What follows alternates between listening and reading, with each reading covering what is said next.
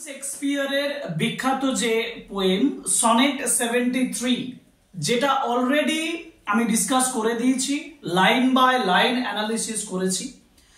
এই line by line অ্যানালিসিসটা এখনো যারা দেখোনি তারা ডেসক্রিপশন বক্সে লিংক আছে, ওখান থেকে তোমরা সেই ডিটেলসটা আগে জেনে নাও, তারপরে তোমরা এই ক্লাসটাতে এসো। কেন আমি এই কথাটা বলছি? কারণ আজকে আলোচনা করব short questions and answers from sonnet number 73।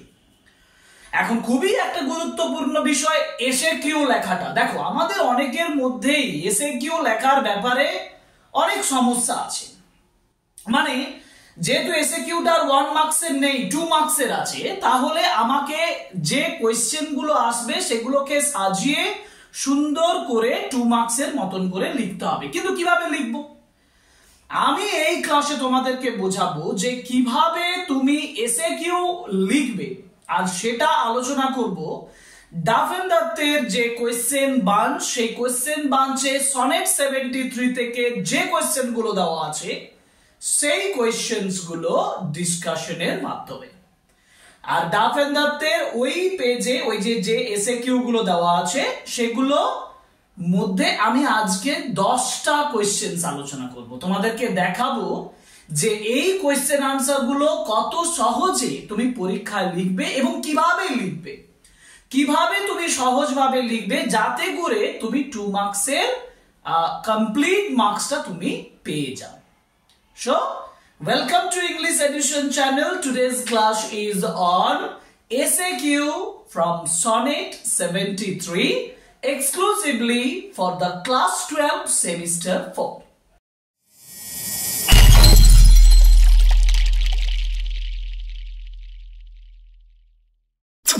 Sonnet 73 তে উইলিয়াম শেক্সপিয়ার যেটা বর্ণনা করছেন সেটা হচ্ছে যে তার old age and nearing to the death, মৃত্যুর কাছাকাছি তিনি চলে এসেছেন, বৃদ্ধ বয়সে চলে এসেছেন।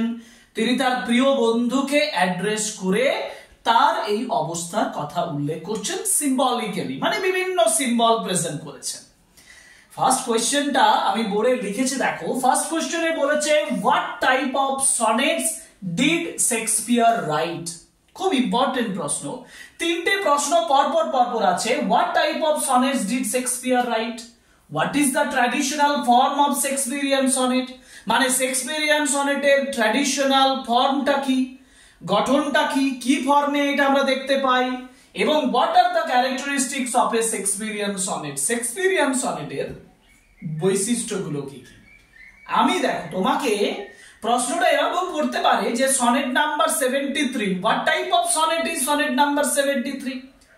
তোমার মূল কথা হচ্ছে যে সনেট 73 এভাবে লিখতে কোটেশনের ভিতরে, sonnet 73 is a Shakespearean sonnet, is a Shakespearean sonnet, or দিয়ে লিখবো English sonnet, or English sonnet. বোঝা গেল? তাহলে sonnet 73 is a Shakespearean sonnet or English sonnet. এটা হচ্ছে what type of sonnet is sonnet 73। কিন্তু আমাকে কি বলেছে? বলেছে what type of sonnets did Shakespeare right, Shakespeare কি ধরনের সনেট লিখেছেন। ঠিক এই টার্মটা আমি ব্যবহার করব। শেক্সপিয়ারিয়ান সনেট তো আমি লিখবো না, আমি লিখবো ইংলিশ সনেটস। কিন্তু আমি ঘুরে লিখতে পারি যে the sonnets of William Shakespeare, sonnets of William Shakespeare are called English sonnets, এরকম লিখবো, আর কল্ড ইংলিশ সনেটস। এবার আমাকে যেটা বলেছে what is the traditional form of Shakespearean sonnet. Traditional ফর্মটা কি? ট্র্যাডিশনাল ফর্মটা হচ্ছে যে এর 3টে কোয়াড্রেন আছে, একটা কাপলেট আছে, এর রাইম স্কিমটা কি, আর এটা আমি পেন্টামিটারে সনেট সাধারণত লেখা হয়, ওটা উল্লেখ করার দরকার নেই।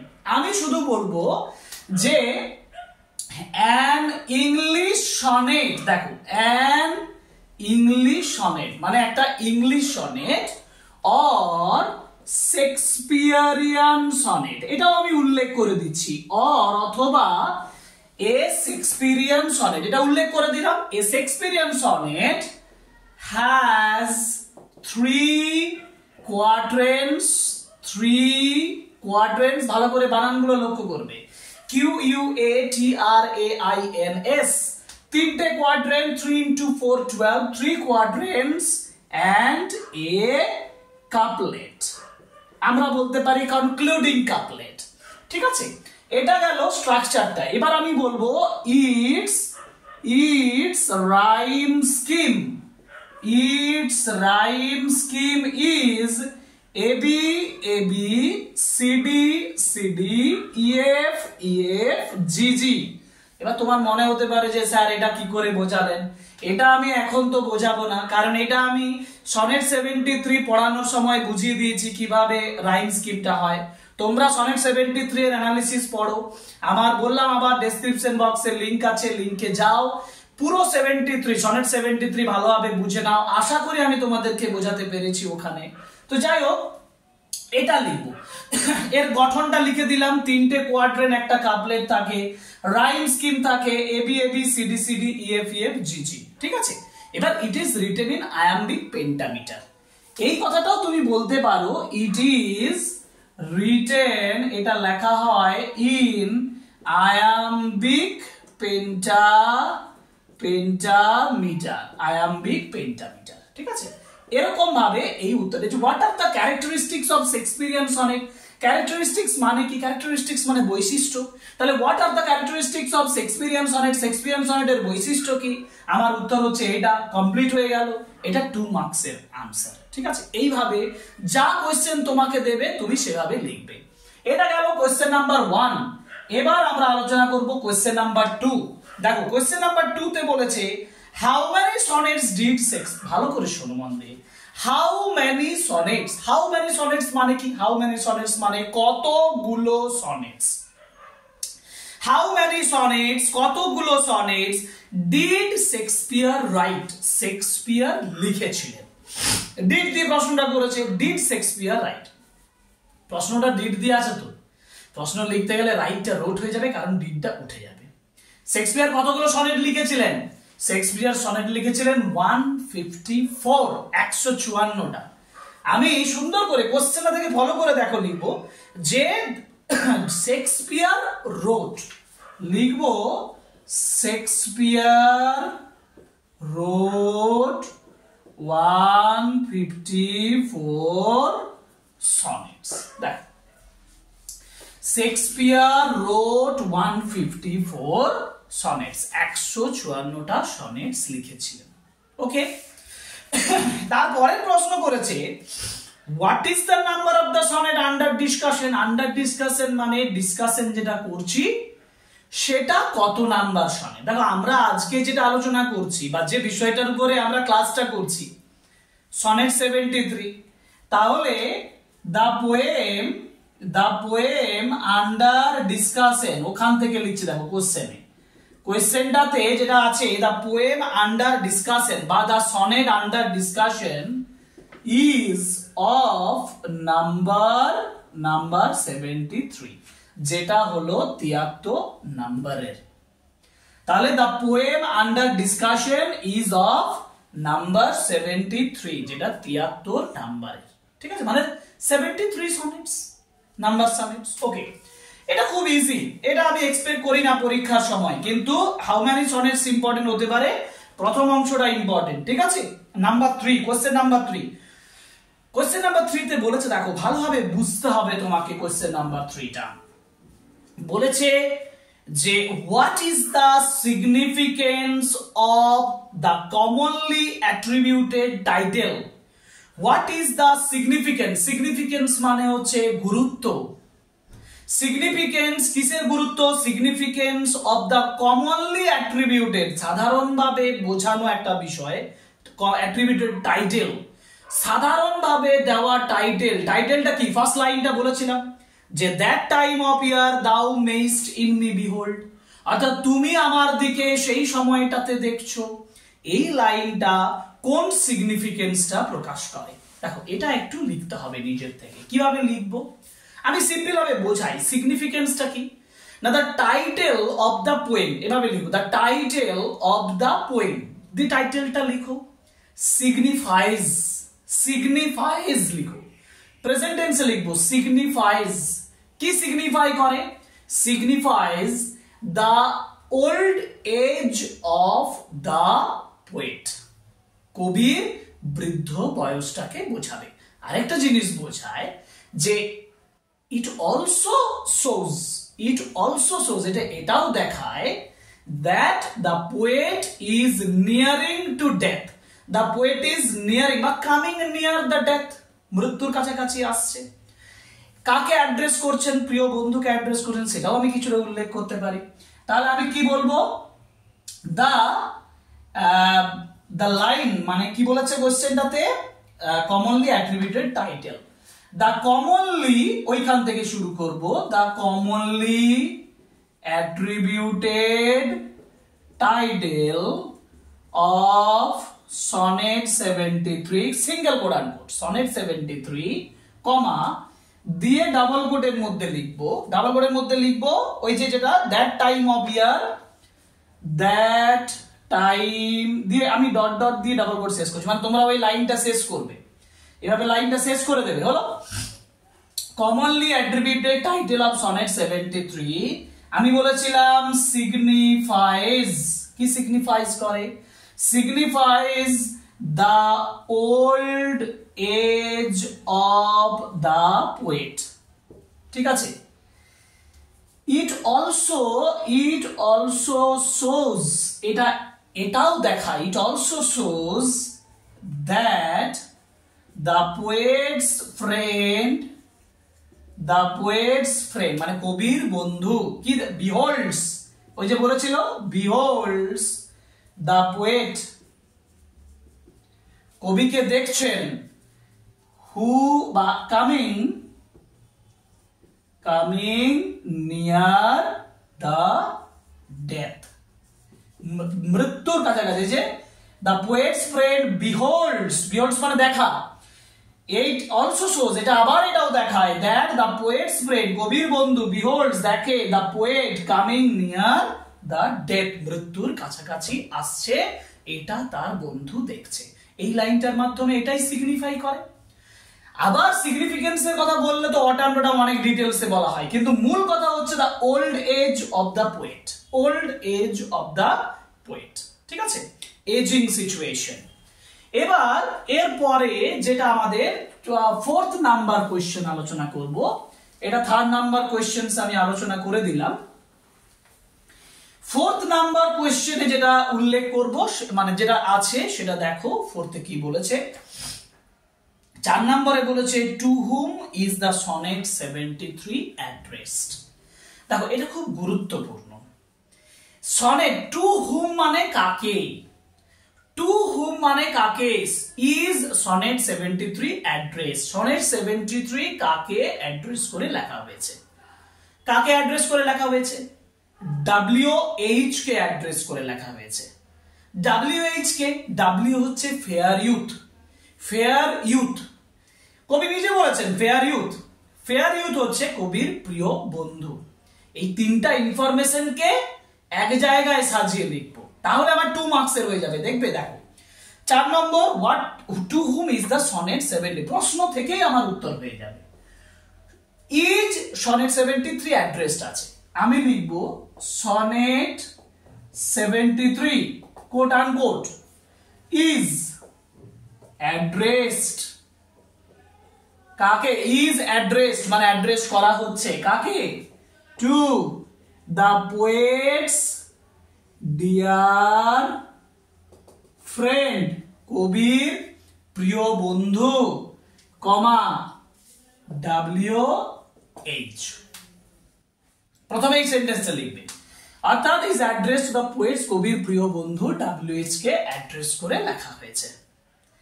এখন কবি বলছেন যে তার বন্ধুকে ফেয়ার ইউথ বলেও উল্লেখ করেছেন। দ্য পোয়েট অলসো চিহ্নিত করেছেন, আইডেন্টিফাইজ বা রিভিলস প্রকাশ করেছেন। The poet identifies or reveals, কি reveals করেছেন? The poet reveals or identifies his friend, তার বন্ধু, as fair youth। এরকম সিঙ্গেল কোডান কোডের মধ্যে রাখতে পারো, ফেয়ার ইউথ, এফ ক্যাপিটাল, ইউথের এ, তাকে তিনি প্রকাশ করছেন ফেয়ার ইউথ হিসাবে। এনাকে অ্যাড্রেস করে এই কবিতাটা লেখা হয়েছে। আমি আবার বলছি, sonnet 73 is addressed to the poet's dear friend, তার প্রিয় বন্ধু WH। WH এর আইডেন্টিটি আমি বলছি না, আমাকে ওটা আলাদা করে প্রশ্ন দিতে পারে যে হু ওয়াজ WH, এটা আলাদা। এবং the poet also identifies or reveals his friend as fair youth। হয়েছে? বোঝা গেল? এবার আমি যাব কোশ্চেন নাম্বার 5। কোশ্চেন নাম্বার 5 এ কি বলছে? বলছে that time of year, that time of year। এটা কবিতার প্রথম লাইনেই দেওয়া আছে, তাই না? that time of year মানে কোন সময়, বছরের কোন সময়কে বলা হয়েছে? লেট অটামকে বলা হয়েছে, আর্লি উইন্টারকে বলা হয়েছে। আমার প্রশ্নটা হচ্ছে which time is referred to as that time of year? কোনটাকে বছরের that time বলে বলা হয়েছে? আর দ্বিতীয় প্রশ্ন আছে what does that time represent in this poem? এই কবিতায় that time বলতে কোনটাকে বোঝানো হয়েছে? আচ্ছা, প্রথম প্রশ্নের উত্তরটা লিখি। বলছে which time is referred to as that time of the year? তাহলে in the line, দেখো in the line মানে ওই লাইনে, আমি এখানে একটু যোগ করে দিই in the quoted line, comma Dev. in the quoted line মানে উদ্ধৃত, এটার বাংলা হচ্ছে উদ্ধৃত। in the quoted line মানে উদ্ধৃত লাইনে, কমা। কি বলা হয়েছে উদ্ধৃত লাইনে? এই যে বলছে যে which time is referred to as time of the year? late autumn, আগে উত্তরটা লিখে দিচ্ছি, late autumn or early winter। or বলেছে, কিন্তু আমি or যেহেতু বলেছি আমি এখানে বলবো is। তাহলে late autumn অথবা early winter, তাই না? late autumn অথবা early winter। তারপরে প্রশ্নটা দেখব is referred to as, is referred to as that time of a year, তাই তো? of year, a year নেই, শুধু year আছে, ফুল স্টপ দাও। লেখা হয়ে গেল আমার 1 মার্কসের কোশ্চেন। এবার বলছি in this poem, এই কবিতায় that time, এই যে that time বলতে কি বোঝায়, সিগনিফাইজ, রিপ্রেজেন্ট করে। তাহলে আমি এবার লিখবো in this poem মানে এই কবিতায়, in this poem that time represents, এই সময়টা that time represents প্রকাশ করে, কি represents করে? represents the old age of the poet। that time মানে কি? old age of the poet, তাই না? old age of the poet। এর সঙ্গে এক কথা বলতে পারি nearing the death, মৃত্যুর কাছাকাছি, মানে ব্র্যাকেটে হচ্ছে, ব্র্যাকেটে এই কথাটা লিখতে পারো nearing the, এই nearing the কথাটা বলার দরকার নেই, nearing death, মৃত্যুর কাছাকাছি আসছে, এরকম ব্র্যাকেটে লিখতে পারো। এক কথায় that time represents the old age of the poet, যেহেতু এটা কবির বয়স সময়ের কথা বলা হয়েছে, তাই না? ওকে, কোশ্চেন নাম্বার 6। কোশ্চেন নাম্বার 6 এ বলেছে that time of year thou mayst in me behold, মানে you see me in that time of the year, মানে হচ্ছে in the old age of my life, year মানে life। এখন এখানে বলেছে what does the word thou means? খুব ভালো প্রশ্ন দিচ্ছে, thou কথাটার মানে কি? what does the word, প্রশ্ন দিচ্ছে what does the word thou mean? তাহলে the word দিয়ে শুরু করি আমি, the word, তারপরে লিখো the word thou, তারপরে লেখো means, thou means you, thou কথাটার মানে হচ্ছে you, তুমি। তাহলে the word thou means you হয়ে গেল। দ্বিতীয় পার্টে বলেছে যে who is referred to as দাউ ইন দিস পোয়েম, এই কবিতায় দাউ বলতে কাকে বোঝানো হয়েছে, এর সঙ্গে second part in this poem, এই কবিতায়, কমা দাও অথবা the word, thou, okay, thou refers to, in this poem the word thou refers to, কাকে বোঝানো হচ্ছে, রেফার্স টু হিজ বা the poet's dear friend WH। Thou বলতে দাও refers to REFERS refers to the poet's dear friend WH। ওকে ওকে, এই হয়ে গেল question number 7। Question number 7 এ বলেছে what do yellow leaves suggest in sonnet 73। খুব ইম্পর্টেন্ট, তোমাকে বুঝতে হবে এটা উত্তর লিখতে গেলে, মানে আগে মনে মনে সাজাতে হবে যে আমি উত্তরটা লিখবো কিভাবে। প্রথম নাম্বার, ইয়োলো লিভস কি সাজেস্ট করে, ইয়োলো লিভস কি সাজেস্ট করে বলতো, ইয়োলো লিভস সাজেস্ট করে যে ল্যাক অফ গ্রিন বা ল্যাক অফ এনার্জি, তাই না? তাহলে yellow leaves suggest the withering leaves of the tree, গাছের বিবর্ণ পাতাগুলো, because those leaves are about to fall, কারণ এগুলো পড়তে চলেছে, হলো। এবার দ্বিতীয়ত, এই কবিতায় in this poem the yellow leaves suggest, yellow leaves কি সাজেস্ট করে, yellow leaves suggest the aging days বা nearing days of the poet to death, মৃত্যুর কাছাকাছি আসা দিনগুলোকে ইয়োলো লিভস এর মাধ্যমে বোঝানো হয়েছে। আমি একবার বলে দিই, আমাকে প্রশ্নটা দিয়েছে what do yellow leaves suggest in sonnet 73। আমি শুরুটা করব ইন সনেট 73, হলো, কমা দা ফ্রেজ, এখানে ওয়ার্ড বলবো না কারণ ইয়োলো একটা ওয়ার্ড আর লিভস একটা ওয়ার্ড, তাই না? তাহলে দা ফ্রেজ ইয়োলো লিভস কি করে, ইয়োলো লিভস সাজেস্ট কি সাজেস্ট করে, সাজেস্টের জায়গায় আগে মিনস করি তারপরে সাজেস্ট করব, মিনস দ্য উইদারিং লিভস মানে বিবর্ণ পাতাগুলো, হু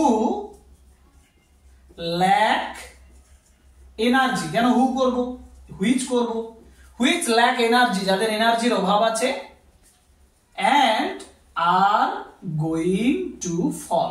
ভালোভাবে মনে দেখো কি লিখছি।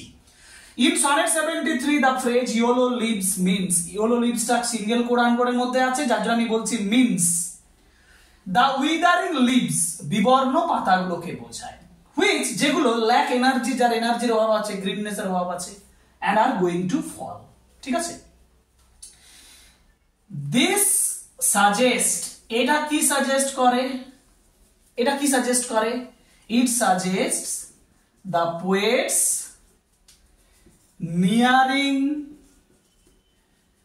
বা আমি আগে ডেজ করি, পোয়েটস ওল্ড ডেজ, পুরনো দিন বলবো, ওল্ড ডেজ বলবো, ওল্ড এজ বলবো না, তাহলে আমি বলবো যে poet's days of old age, মানে বৃদ্ধ বয়সে দিনগুলোর কথা বলা হচ্ছে, the poet's days of old age nearing death, ডেথটা তোমরা ক্যাপিটালও করতে পারো কারণ কবিতায় ডেথকে ক্যাপিটাল করা আছে, সো নিয়ারিং ডেথ। আমি আবার বলছি, sonnet 73 the phrase yellow leaves means, yellow leaves মানে দ্য উইদারিং লিভস, বিবর্ণ পাতাগুলো, which lack energy and are going to fall, যেগুলো পড়তে চলেছে, and this সাজেস্ট, যেটা বোঝায় the poet's days of old age, বৃদ্ধ বয়সের দিনগুলোর কথা বলা হয়েছে, নিয়ারিং ডেথ, যেটা মৃত্যুর কাছাকাছি আসছে। বোঝা গেল? এটা হচ্ছে কোশ্চেন নাম্বার 17। এইভাবে তোমাদের কোশ্চেন লিখতে হবে। তুমি যদি এইভাবে লিখো তাহলে তোমার ফুল মার্কস অবধারিত। ঠিক আছে, কোশ্চেন নাম্বার 7 হয়ে গেছে। এবার আমাদেরকে যেতে হবে question number 8 A.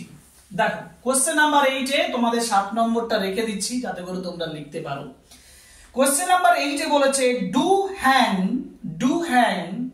upon those boughs which shake against the cold। কোনগুলো? ওই যে লিভস গুলো ঝুলে আছে যেগুলো পড়বেই সেগুলো which shake, আবার বাউস গুলো ডালগুলো যেগুলো shake মানে ঝাঁকাচ্ছে, মানে কম্পমান, কাঁপছে এমন, against the cold, তাই না? এখন what shakes, কোনগুলো ঝাঁকছে, what shakes upon those boughs and what did they suggest। আসলে যদি আমি এটার উত্তর খুঁজি তাহলে উত্তরটা হবে কিন্তু ইয়েলো লিভসেই। কেন ইয়েলো লিভস হবে? প্রশ্নটা করেছে তোমাকে যে what is shaking against the what shakes upon those boughs. উত্তরটা কি লিখবো? উত্তরটা লিখবো the yellow leaves. Yellow leaves গুলো কি করে? শেক, তাই না? শেক আপন দা বাউস। কথাটা হচ্ছে এই ইয়েলো লিভস গুলো একটু ঝুলে থাকে, তাই না? প্রশ্নটা তোমাকে দিয়েছে দেখো হুইচ সেক, ওই যে do hang upon those boughs which shake against the cold. এখন হোয়াট সেকস আপন দোজ বাউস, কোনগুলো ইয়ে করে? কিন্তু এখানে দা কোল্ড কাঁপায় কে? কাঁপায় কে, তাই না? এই যে বলছে যে shake against the cold, which shake against the cold, ঠান্ডাতে কাঁপতে থাকছে। ইয়েলো লিভস শেক আপন দা বাউস। ইয়েলো লিভস গুলো কি করে? শেক করে। কিসের জন্য শেক করে? এইখানটা আমি বলবো ইন দা কোল্ড উইন্ড, ঠান্ডা বাতাসে। এটা কি সাজেস্ট করে বলো তো? এটা এই যে এখান থেকে যদি বলি যে lack of energy, going to fall, days of old age, এটাই বোঝায়। মানে দিস সাজেস্টস, এটা বোঝায়। প্রশ্নটা দিয়েছে তারপরে দেখো যে হোয়াট ডিড দে সাজেস্ট, তারা কি সাজেস্ট করে, তারা কি সাজেস্ট করে। দে, তাহলে দে করব, দিস করব না, they suggest the decline of, or আমি বলতে পারি এজেইং অফ দা পোয়েট, তাই না? ব্র্যাকেটে বা অ্যাজ দিয়ে করতে পারি, as the poet is nearing বা কামিং নিয়ার ডেথ। যেহেতু কবি মৃত্যুর কাছাকাছি আসছেন, ঠিক আছে? তাহলে এইটা আমরা কোশ্চেন নাম্বার 8 এ বলতে পারি ভাবে। কোশ্চেন নাম্বার 9 বলেছে which shake against the cold. ওই যে একটু আগে ওই লাইনটা বলেছিল যে which shake against the cold, what is shaking against the cold and in which time of the year do they shake. প্রশ্নটা হচ্ছে which shake against the cold, প্রশ্নটা হচ্ছে কোনটা কাঁপছে? বাউস গুলো, ডালগুলো। বাউস মানে ব্রাঞ্চেস, তাহলে আমি লিখবো the branches of the tree, গাছের পাতা ডালগুলো আর শেকিং, প্রশ্ন আমাকে দিয়েছে তো যে what is shaking against the cold, তো আমি ইজ যেহেতু প্রশ্নটা পেয়েছি তাহলে আমি ব্রাঞ্চেস বললে আর করব, বাউস করলে আমাকে আরই করতে হবে। আর যদি বাউ করি, BOUGH বাউ, তাহলে আমি বলতে পারি ইজ শেকিং, ঠিক আছে? Branches of the tree are shaking, তারপরে in the against the cold, কবিতার লাইন আমাকে সেটাই বলছি যে এগেইনস্ট দ্য কোল্ড, ঠান্ডাতে ওই গাছের ডালগুলো কাঁপছে। যে গাছের ডালে কি রয়েছে? ইয়েলো লিভস রয়েছে। এখন তারপরে বলেছে যে in which time of the year do they shake, তো দে শেক, তারা কাঁপে। কখন কাঁপে? কোল্ড বলেছে, তাই না? ইন দা বা ডিউরিং, এবার ডিউরিং দিয়ে আমি টাইমটার কথা বলবো, during the late autumn or early winter. দেখো আমরা উত্তর লেখার সময় সবসময় এই দুটো টার্ম ব্যবহার করব, আর্লি উইন্টার বা লেট অটাম। কেন? কারণ কবি কিন্তু জেনুইনলি নির্দিষ্ট সময় বলতে এই দুটো টাইম, হলে লেট অটাম অথবা আর্লি উইন্টার, শীতের আগের সময়টা, এই সময়টাকেই বোঝানো হচ্ছে এবং এই সময়টাকে কবি বোঝাচ্ছেন, যার জন্য আমি বললাম সেগুলো কাঁপতে থাকে এই সময়, ইন দ্য কোল্ড। এইটা হচ্ছে তোমার কোশ্চেন নাম্বার 9। এবার আমাদের আলোচনার বিষয় হচ্ছে কোশ্চেন নাম্বার 10। কোশ্চেন নাম্বার 10 এ যেটা বলেছে দেখো যে what বা which metaphorical images did the poet use in the first quatrain of the sonnet 73? Sonnet 73 তে কবি কোন ইমেজগুলো, মানে কোন ইমেজ বা কোন ম্যাটাফরিক্যাল ইমেজগুলো তিনি তুলে ধরেছেন, এটা আমার কোশ্চেন নাম্বার 10। ফার্স্ট কোয়াড্রেন্টে যে মানে ম্যাটাফরিক্যাল ইমেজটা তুলে ধরা হচ্ছে,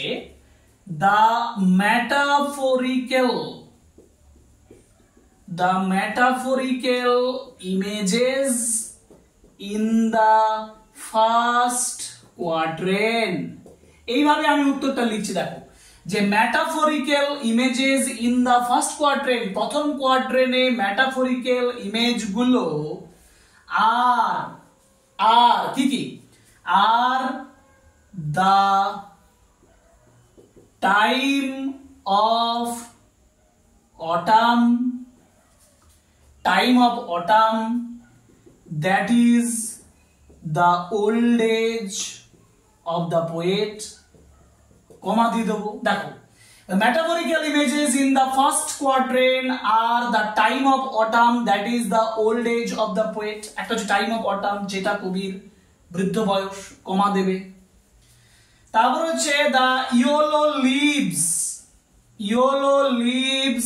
and আরেকটা হচ্ছে shaking, কাঁপছে, shaking boughs in cold, the yellow leaves and shaking boughs in cold, তাই না? এটা ওল্ড এজ কে বোঝাচ্ছে, আমি আর রিপিট করছি না ওই জন্য। and the আরেকটা কি, আরেকটা হচ্ছে যে শূন্য, এমটি ব্রাঞ্চেস, যেখানে পাখিদের গান বিহীন, তাই না? তাহলে and the birdless branches of the tree, birdless branches of the tree with no chorus, chorus মানে সমবেত সঙ্গীত।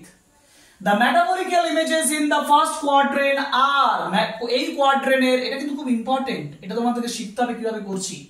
Metaphorical images in the first quadrant are the time of autumn, that is the old age of the poet, the yellow leaves and the shaking boughs in cold, and the birdless branches, birdless মানে পাখিহীন, birdless branches of the tree with no chorus। ঠিক আছে, এই হচ্ছে তোমার question number 10। আর একটা question করে দিই, 11 number question, তারপরের সেকশনে আমি আরো কোশ্চেন করাবো। বলছে what did the images of the first quadrant of the sonnet 73 suggest? Sonnet 73 তে ফার্স্ট কোয়াড্রেন্টের এই ইমেজগুলো যেগুলো কি সাজেস্ট করে, আমার এটা সোজা, the images, এরকম ভাবে লিখবে, the images in the first quadrant যে ইমেজগুলো suggest the old age of the poet's life, কবির যে বৃদ্ধ বয়স, সেই বৃদ্ধ বয়সটাকে, old age of the poet's life, কবির জীবনের বৃদ্ধ বয়সটাকে বোঝানো হয়েছে। দ্য পোয়েট, আমি একটু ছোট্ট করে লিখতে পারি, the poet's life is is coming to an end, ব্র্যাকেটে হচ্ছে ডেথ, মানে কবির জীবন is coming to an end, জীবনটা শেষের মুখে চলে এসেছে, মানে মৃত্যুর কাছাকাছি চলে এসেছে। 11টা কোয়েশ্চেন আলোচনা করলাম। 11টা কোয়েশ্চেন কিভাবে আলোচনা করলাম দেখতেই পেলে। কিভাবে তুমি লিখবে সেটাও আমি তোমাকে এখানে বললাম। এসএকিউ এই 11টা কোয়েশ্চেন আজকে করো, আরো এসএকিউর ক্লাস নিয়ে আসবো। কমেন্ট বক্সে কমেন্ট করে জানাও ক্লাস কেমন লাগলো। নতুন হলে সাবস্ক্রাইব করো, লাইক করো, শেয়ার করো আমার ভিডিও, যাতে করে আরো আমি তোমাদের জন্য নতুন নতুন ক্লাস করতে পারি। আজকের ক্লাস এখানেই শেষ করছি।